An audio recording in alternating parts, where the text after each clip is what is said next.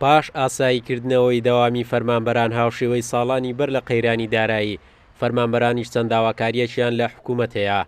بەڕێوەبەری گشتی دیوان لە وەزارەتی کاروباری شەیدان و ئەنفالکراوانی حکوومەت هێرێم دەڵێت سەرباری باڵپشتیکردنی بڕیارەکەی حکوومەت بۆ ئاساییکردنەوەی دەوام، بەڵام پێویستە میکانیزمێکیش بۆ دانەوەی پاشەکەوتی موچەخۆران بدۆزرێتەوە.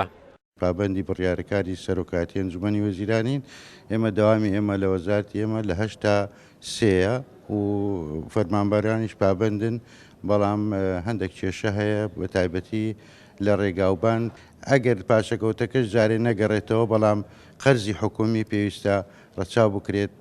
ئەمە غەرامەی مرورە یاخود پێشینەی خانوبەرەیە پێویستە لەسەر ئەو پاشەکەوتە بتوانێت حکوومەت هەنگاوی بنێکەوە لە پاشەکەوتەکە بە چەک فەرمانبەر بۆی هەبێت کە قەرزەکەی خۆی بداتەوە.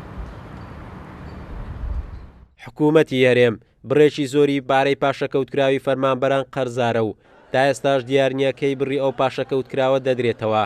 پەرلەمانتارێکی کوردستانیش دەڵێت بە پەسەندکردنی پرۆژەی یاسای چاکسازی بەشێکی زۆری گرفتە داراییەکان لە هەرێم چارەسەر دەبن.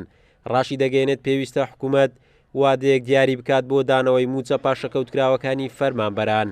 پێویستە پەرلەمانی کوردستان یاساک دەربکات ئەم یاسایە بۆ بریتی بەلەوەی کە چۆن پاشەکەوتی موچەی هەرێمی کوردستانی فەرمانبەران بە وازەحی بکرێت بە یاستا. دوای ئەوە پرۆژە یاسایەک تەقدیم بکرێت بۆ دانەوەی پاشەکەوتی موچە. ئێمە وەکو فراکسیۆنی سەوز پرۆژە یاسایەکمان ئامادە کردووە بۆی کە چۆن بتوانین پاشەکەوتی موچە هەم بە یاسایی بکەین و هەمیش بژێڕێتەوە بۆ خەڵک. کابینەی نوێمی حکوومەتی هەرێم لە 19 وەزارەت و 3 وەزیری هەرێم و 1 دەستە و 3 فەرمانگە پێکاتووە و بەپێی سیستەمی بایۆمەتری حکوومەت 1,100,000 فەرمانبەری هەیە.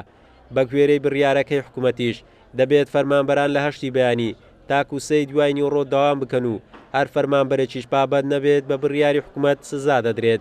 بەڵام فەرمانبەرانیش لەگەڵ ڕێخستنەوەی دەوام داوای جێڕانەوەی موچە پاشەکەوتکراوەکان و پلە بەرزکردنەوەی فەرمانبەرانن. قارەمان زەوهەر، کورسات نیوز، هەولێر.